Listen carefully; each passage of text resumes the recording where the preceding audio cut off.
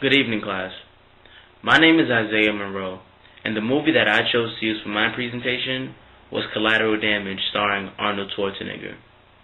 Although Arnold Schwarzenegger is not a Latino actor, this movie does a great job in depicting the devastation, the kidnappings, the murders, and the effects that guerrilla warfare has on the Colombian region.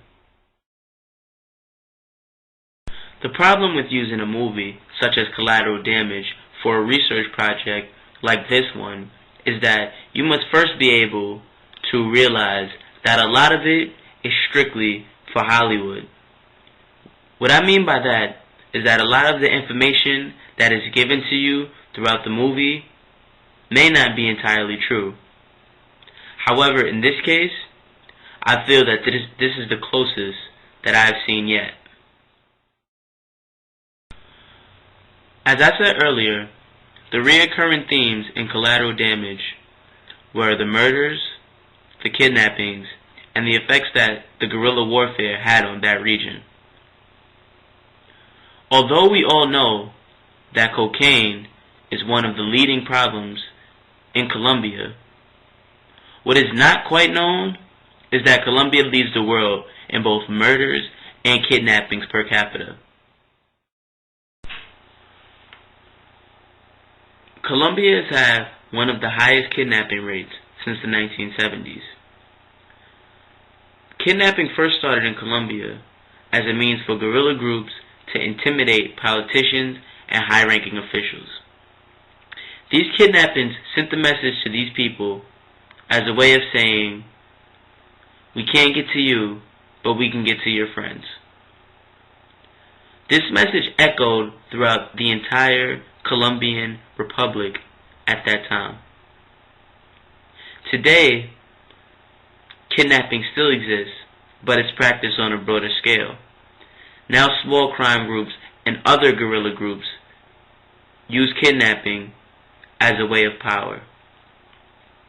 They use this as a way of striking fear into the hearts of the civilians of Colombia. They kidnap anyone, from people walking their dogs, to people thinking they're catching a cab, to people getting money out the ATM. This problem has spread throughout most of the Colombian region. The reason why this problem has been able to spread so rapidly is due to minor complications in the Colombian government. The Colombian government doesn't have the ability to provide police and security to its people. Therefore, the guerrilla terrorists are able to pretty much do what they want in Colombia.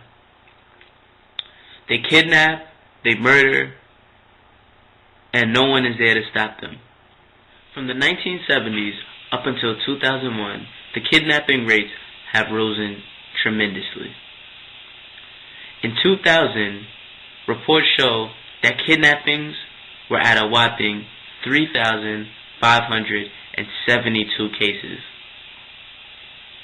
However, in 2006, the rates went down to 652.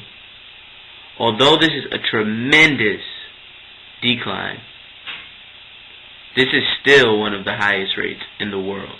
At one point, even the government was partaking in kidnapping. Reports show that the government played a very crucial role in the kidnapping of one of the leaders of a local rebel group. Today, the Colombian government is doing all that it can to suppress kidnappings in its country.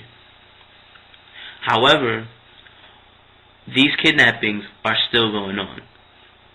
The numbers have dropped tremendously to only 571 kidnappings a year, but still remains the highest in the world.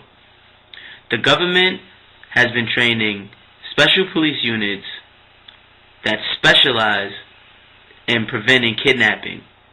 They've also beefed up security in places where most kidnappings would happen. For instance, parks, airports, shipyards, and other popular attractions.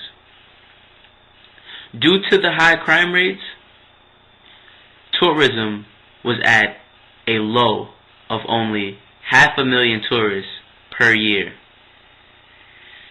Although tourism is still not one of its main sources of income, it has risen tremendously to 1.5 million tourists per year.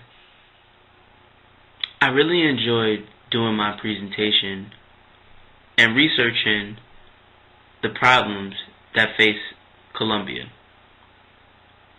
Although there are many negatives towards Colombia, Colombia is a very, very beautiful place with lots of great natural resources and lots of places to surely attract tourists. The problems that Colombia faces today are major problems. However, these problems have been improving rapidly over the past couple years. At this rate, Colombia will be truly a place to visit. Thank you again for watching my presentation, and I'm out.